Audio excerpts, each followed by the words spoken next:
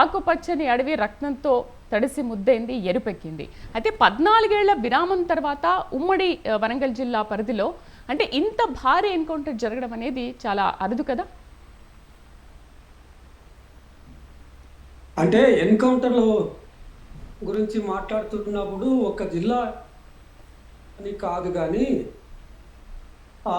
మొత్తంగానే ఈ 2024 జనవరి 1 నాడు ఈ ఆపరేషన్ కగార్ను ప్రకటించిన తర్వాత కేంద్ర ప్రభుత్వం ఆపరేషన్ గ్రీన్ అంటూ ఆపరేషన్ ప్రధాను ఆపరేషన్ ఇటువంటి స్కీములు ఎన్నో ప్రకటించిన తర్వాత ఆపరేషన్ కగార్ని ఇప్పుడు ప్రకటించింది. దాన్ని తెలుగులో మనం అంతిమ యుద్ధంగా తర్జుమా చేయవచ్చు.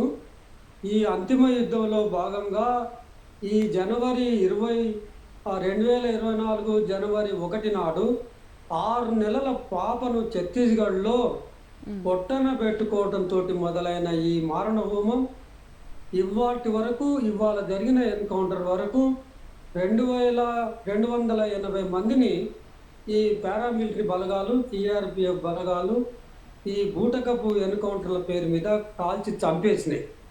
నిన్నటి ఎన్కౌంటర్ కూడా మొత్తం జరుగుతున్న ఎన్కౌంటర్లు మొత్తం బూటకం అనే పౌర హక్కుల సంఘం 51 సంవత్సరాలుగా ఘోషిస్తూనే ఉంది. ప్రజలు ఎన్కౌంటర్ అంటేనే అది బూటకం అని నమ్మే పరిస్థితులు ఏర్పడ్డాయి.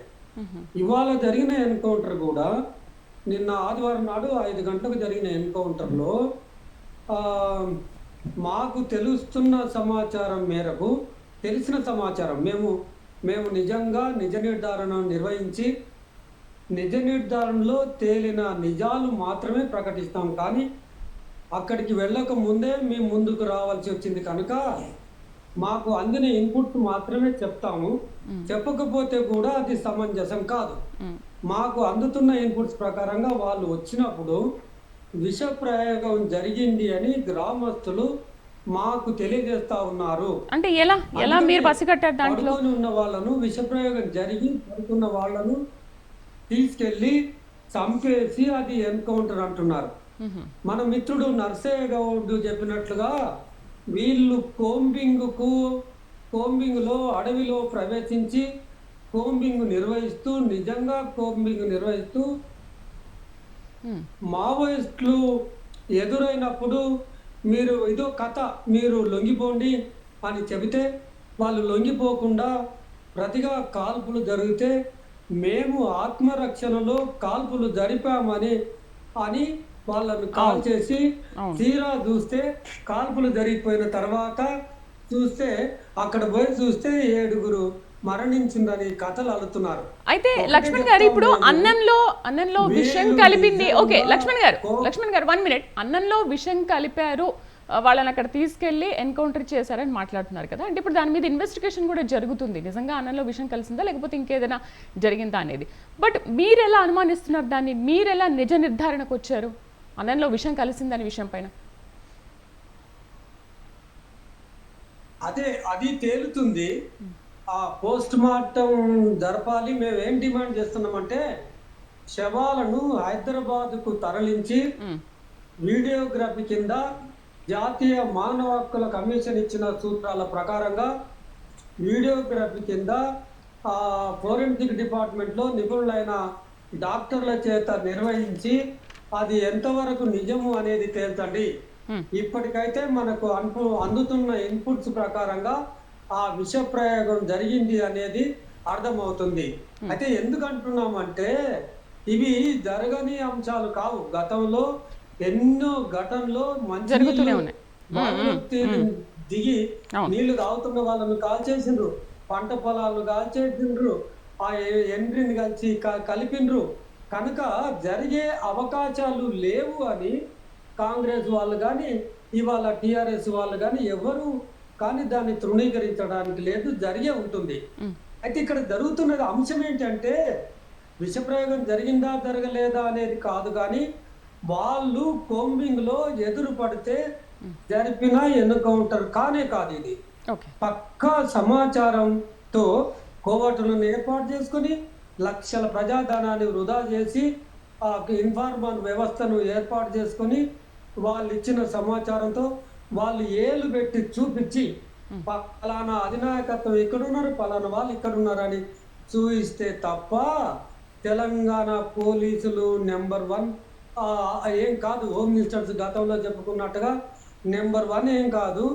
వీళ్ళు ఈ దొడ్డిదారి పద్ధతులు అనుసరించడం, రాజ్యాంగేతర పద్ధతులను అనుసరించి చట్టాలను బేఖాతరు చేసి ఆ ఇన్ఫార్మర్ వ్యవస్థ ద్వారా, ఆ కోవర్ట్ వ్యవస్థ ద్వారా అక్కడికి చేరుకొని ఏకపక్షంగా తుపాకుల తూటాల వర్షాలు కురిపించి చంపిన పరిస్థితి ఇది. అంటే ఏంటి లక్ష్మణ్ గారు, ఇప్పుడు మీ అనుమానం ఏంటి?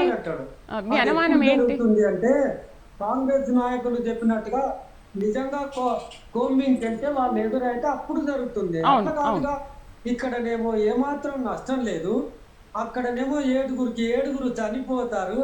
ఇది ఆటవిక న్యాయం. పాలకులు చట్టబద్ధంగా వ్యవహరించలేరు. నాది 7వ గ్యారంటీ అంటేనే కేసీఆర్ మాట ఇచ్చి మాట తప్పిండు కనుక ఆంధ్ర వలస పాలకులు ఈ నిర్బంధానికి నమ్ముకున్నారు కనుక నిర్బంధాన్ని దాన్ని దించేసి కేసీఆర్ మనవాడని వేసే అధికారంలోకి తీసుకొస్తే ఆయన అదే పద్ధతులు అనుసరిస్తే ఆయనను తీసేసి ఇప్పుడు రేవంత్ రెడ్డిని ముఖ్యమంత్రిగా చేస్తే ఇప్పటికే 14 మందిని పొట్టన పెట్టుకున్నారు. ఇక్కడ 7గురు అయితే కరకగూడెం రఘునాథపల్లిలో 6గురిని సెప్టెంబర్ 5 నాడు చంపేసిండ్రు. అట్లాగే మార్చిలో దామరతోగులో మరో మావోయిస్టును చంపేశారు. ఇప్పటికి 14 మందిని చంపేశారు. కనుక ఈ పాలన కూడా కాంగ్రెస్ కూడా మెల్లమెల్లగా పోలీసు అధికారుల చేతుల్లోకి జారుకున్నది. రైట్. లక్ష్మణ్ గారు, మరొక విషయం ఏంటంటే, ఓకే ఇప్పుడు లక్ష్మణ్ గారు పోలీసు రాజ్యం నడుస్తుంది. ఓకే, అంటే ఇప్పుడు ఏంటి మీ అనుమానం? ఇప్పుడు ఇదంతా కూడా ఒక పథకం ప్రకారమే ఒక ఇన్ఫార్మర్ని పెట్టుకొని ఎన్కౌంటర్ చేశారు, కావాలని అన్నంలో విషయం కలిపి ఎన్కౌంటర్ చేశారని అనుకోవచ్చు. ఎందుకంటే ఇప్పుడు మీ పిఎల్జిఏ వారోత్సవాలు జరుగుతున్నాయి, 24వ వార్షికోత్సవాలు.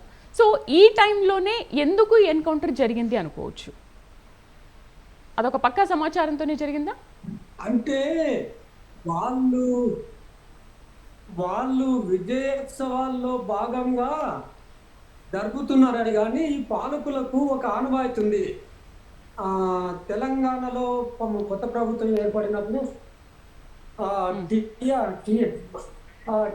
టిఆర్ఎస్ ప్రభుత్వం కూడా అవి ఉత్సవాలు జరిపిందిగా. తెలంగాణ ఆంధ్ర ఏంటది 2016లో ఆ ఉత్సవాలు జరిపినప్పుడు, తెలుగు ఉత్సవాలు జరిపినప్పుడు టేకులపల్లి, ఖమ్మం జిల్లా టేకులపల్లిలో 12 మందిని సిపి బాట కార్యకర్తలను 12 మందిని టేకులపల్లిలో చంపేశారు. వీళ్ళకి ఇది ఒక గర్వమైన ఉత్సవాలు. ఈ ఉత్సవాలలో భాగంగా చేసిన దానికి దీనికి పెద్దగా అంటగట్టలేం, కానీ ఇది ఎన్కౌంటర్లు జరపడం అనేది ఒక ప్రభుత్వ పాలసీలో భాగంగా కొనసాగుతుంది. ఏ ప్రభుత్వం అయితే ఇటువంటి పాలసీలు అనుసరించిందో కాంగ్రెస్ కూడా ఈ సందర్భంగా హెచ్చరిస్తున్నది ఏంటంటే, ఇట్లా మీరు ఎన్కౌంటర్లు చేసుకుంటా పోలీసుల మీద ఆధారపడి, మిలిటరీల మీద ఆధారపడి పాలన కొనసాగిస్తే కనుక టిఆర్ఎస్ కు ఎటువంటి పరిస్థితి పట్టిందో అదే పరిస్థితి. ఎందుకు ఇప్పుడు టిఆర్ఎస్ వాళ్ళు ఇప్పుడు ఖండిస్తున్నారు, సంతోషమే, ఖండించాలి. కాంగ్రెస్ చేస్తున్న గమనించాలి, ప్రతి ఒక్కరు ఖండించాలి. కానీ వాళ్ళు కూడా జవాబుదారీగా ఉండాలిగా. అప్పుడు 4 ముస్లిం యువకులను ఆలేరు దగ్గర వికారుద్దీన్తో పాటు 4 మొత్తం 5 మందిని కోర్టులో ప్రొడ్యూస్ చేయడానికి తీసుకొచ్చి కాల్ చేసింది. అంటే ఇందాక మిత్రులు చెప్తున్నట్టుగా ఏ ప్రభుత్వం ఉన్నా ఆ పాలసీని అమలుపరుస్తుంది. ఎందుకు అమలుపరుస్తుంది అంటే ఆ రాజకీయాలు ఎంత బలమైనవి అంటే, రాజకీయాలను రాజకీయంగా ఎదుర్కోలేక ఈ రకంగా కోవట్టులను ఏర్పాటు చేసుకొని ఆ మోసపూరితమైన పద్ధతుల ద్వారా ఇన్ఫార్మర్ వ్యవస్థను ఏర్పాటు చేసుకొని, ఒక్క మాట పోలీసు అధికారులు ఇప్పుడు చెప్పమనండి, మేము వాళ్ళను గుండెల మీద చేసుకొని చెప్పమనండి, మేము నిజంగానే కోంబింగ్ ఆపరేషన్ పోతే ఎందుకు అబద్ధం చెప్తారు వీళ్ళు? ఓకే ఓకే, దీనిపైన నర్సయ్య గారు స్పందించుందాం. నర్సయ్య గారు ఏమంటారు? ఇప్పుడు ప్లీజ్ హోల్డ్ ఇట్. చిత్తశుద్ధి ఉంటే